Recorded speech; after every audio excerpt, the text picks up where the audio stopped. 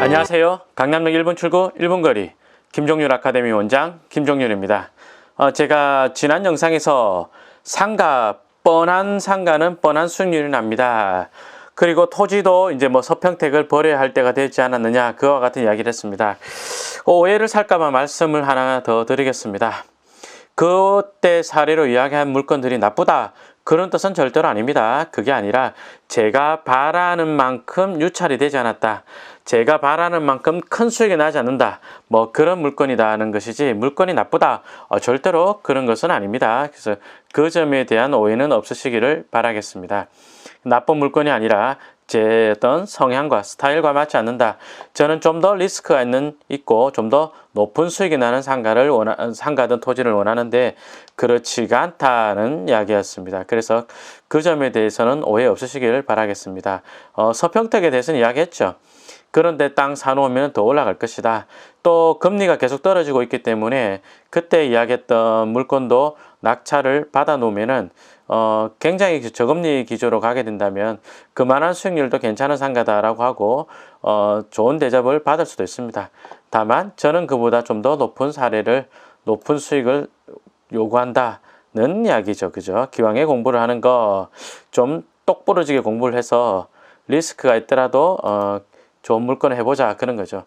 자, 왜 그러냐? 제가 그전부터 상가는 누가 보더라도 쉬운 상가, 누가 보더라도 좋은 상가는 돈이 되지 않는다는 것을 많이 보아왔거든요. 이 물건은 저랑 굉장히 친한 회원님이 답사 좀 같이 가져요 라고 저한테 제안했던 겁니다. 2016년 3월이면은 글쎄요, 제가 그렇게 부동산 강의를 많이 하고 다닐 때는 아니었죠. 이때부터 많이 하고 다녔나요? 예, 제가 첫 책을 내기 전이니까 뭐 그렇게 제가 그 세상에 많이 알려지기는 전인 것 같습니다. 물론 지금도 별로 알려져 있지는 않습니다. 자, 남양주시 도농동 이 상가를 같이 답사 가요 이러는데 제가 남양주 멀잖아요. 그래서 제가 안 됩니다. 거기다 물건을 딱 보고 가봐야 낙찰 못 받겠는 거예요. 왜냐면 이게 안에 병원이거든요. 입지도 괜찮은 데다가 이제 병원이니 얼마나 사람들 많이 오겠어요. 그죠?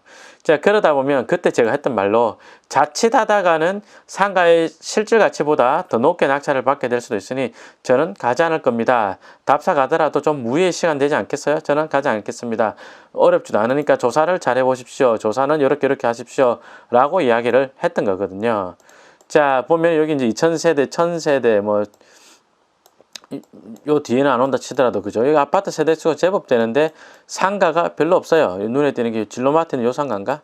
그리고 요 자리 괜찮죠, 그죠? 그래서 물론 이제 상가가 이제 유효수요가 요쪽에도 있고 요쪽도 막 싸져 있으면 좋은데 이쪽은 오른쪽은 아파트고 이쪽은 이제 단독 다세대 지역이 좀 더 많으니까 그건 약간 불편한, 좀 안 좋은데, 그러더라도 이 정도면 입지 괜찮은데, 문제는 이제 공실이거나 아니면 안 좋은 세입자가 들어있으면 좋은데 병원이 들어와 있으니까 많이 올 것 같아서, 그래서 저는 이제 싫습니다.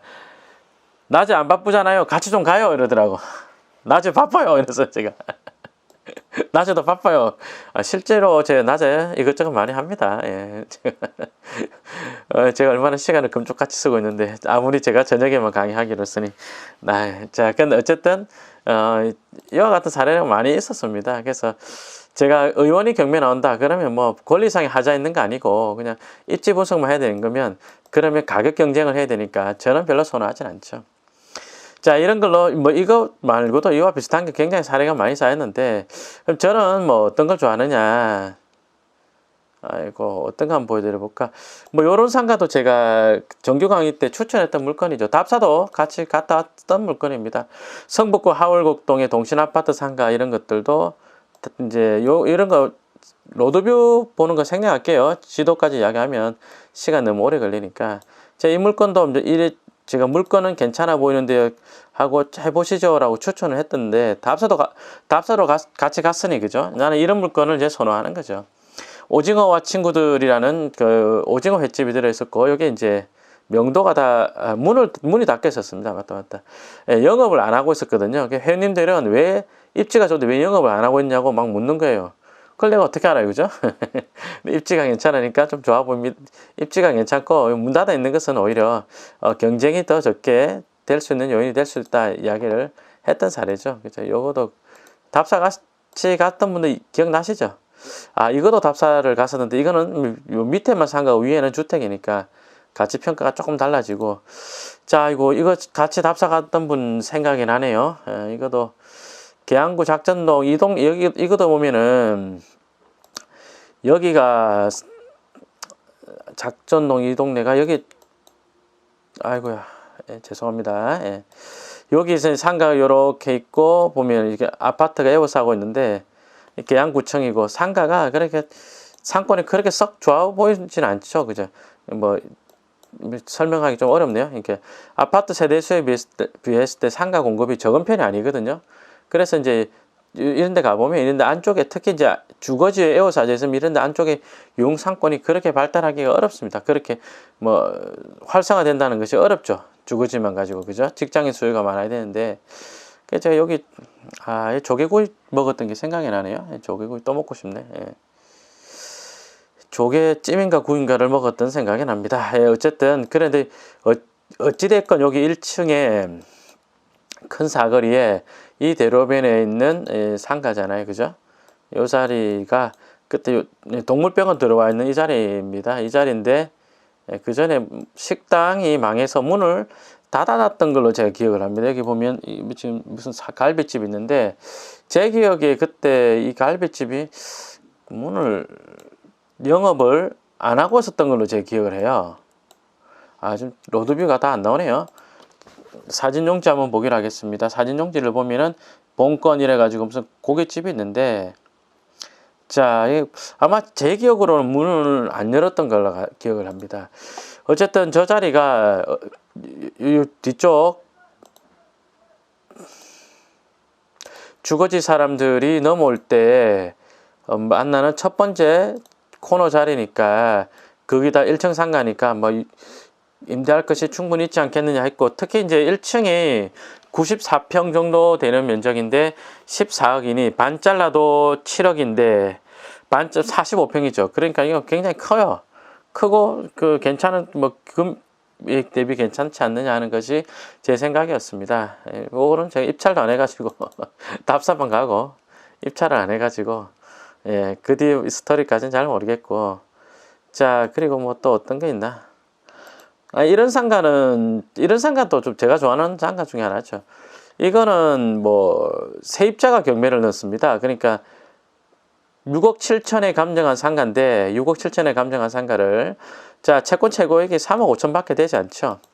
그런데 세입자의 안모 사장님이 돈 내놔라 하고 건물주를 상대로 소송을 해서 판결을 받았죠. 그래가지고 보증금 돌려달라고 소송을 넣습니다. 여기 입지가 괜찮더라면 세입자가 이렇게 보증금 돌려달라는 소송을 하지 않고 다른 세입자가 들어왔고, 그리고 기존의 세입자는 권리금 받아 나가느라고 건물주를 상대로 소송할 일 자체가 없었겠죠. 근데 이렇게 추정을 해서 하니까 경매가 늘지 않는 겁니다. 이렇게 추정을 하니까 상가가 늘지 않는 거예요. 상가 투자 실력이. 저는 이걸 그냥 입지로 분석을 했습니다. 입지 분석을 하니까 괜찮더라고요. 그래서 뭐 답사 갑시다. 답사 가서 조사해 보니까 괜찮더라고요. 그래서 입찰했어요. 왜 경매를 하냐고 모르죠. 내가 어떻게 하라고 그러죠. 지금도 몰라요. 소유자를 만난 적이 없으니까 왜 경매를 하는지 모르고. 한데 이런 물건 같은 경우도 그냥 기존의 세입자 이제 명도 합의서 써가지고 내보내고 안에 있는 직기를 다 포기하는 조건으로 내보내고, 그리고 나서 바로 세입자가 들어왔습니다. 경성 양꽃 여기 양꼬치집 있죠. 여기 양꼬치집이 여기 세입자입니다.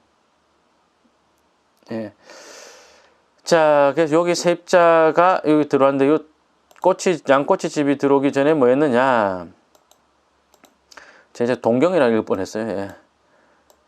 소곱창집 아닌데, 여기 그린비라는 요런 위스키 되는 요런 동네인데, 여기가 넘쳐나는 게 유효수요죠. 그죠? 여기가 뭐 업무시설 사람들이 얼마나 많은 지역입니까? 그래서 2층이고 이 정도 금액은 임대가 될 거다 하는 것이 그 당시에 제 생각이었습니다. 그래서 이 물건 같은 경우도 왜 망했을까요? 라고 거기에 포커스를 맞췄으면 투자를 못했을 것인데, 이제 이게 실제로 여기 이제 상가가 얼마 정도의 가치가 있겠느냐. 우린 거기에 접근을 했죠. 거기에 포커스를 맞춰서 접근했고, 잔금을 치고 2주도 안 돼가지고 세입자를 맞춰서 계약을 했던 그런 점포입니다. 그래서 말씀드리고 싶은 것이 상가 투자, 토지 투자 둘 다 마찬가지입니다. 좀 리스크가 있고 좀 불확실성이 있어 보이고, 그런 중에서 뭐 자꾸 나오네 이런 것도 보면은 이건 공주택이구나.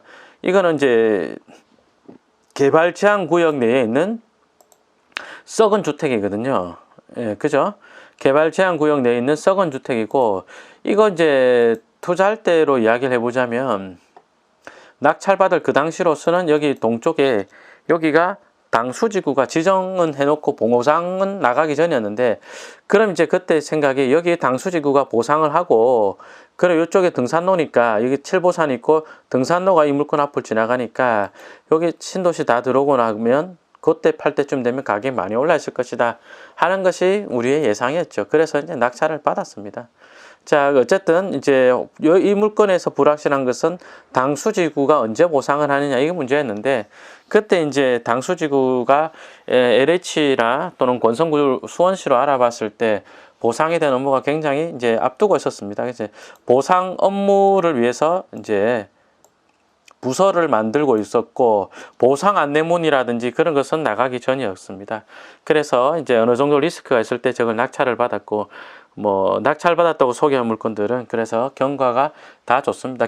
낙찰받았다 또는 답사를 갔었는데 뭐 이런 일이 있었다 물건들이 시간이 지나서 돌이켜보면 다 좋은 수익이 나 있고, 우리가 낙찰을 못 받았어도, 저나 제 수강생이 낙찰을 못 받았어도 좋은 수익이 나지 않았을까라고 그런 예상을 하는 물건입니다. 저는 저런 물건 좋아합니다.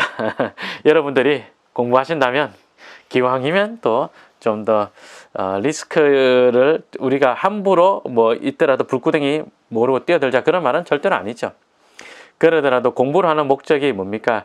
리스크가 있더라도 잘 계산을 해서 좀 시장이나 공부를 하지 않았거나 또는 상식선에 머물러 있는 수준의 경쟁자들보다 높은 수익을 내자 하는 것이 목적이니까 그에 맞는 투자를 하시길 바라겠습니다 라는 이야기를 드리는 거죠. 자, 여러분 성공 투자하시길 바라겠고요. 저는 또 좋은 모습으로 다음 영상에서 뵙겠습니다. 좋아요와 구독하기는 저에게 큰 힘이 됩니다. 자, 좋아요와 구독하기 눌러주시고요. 그러면 저는 다음 영상에서 뵙겠습니다. 여기까지 하겠습니다. 감사합니다.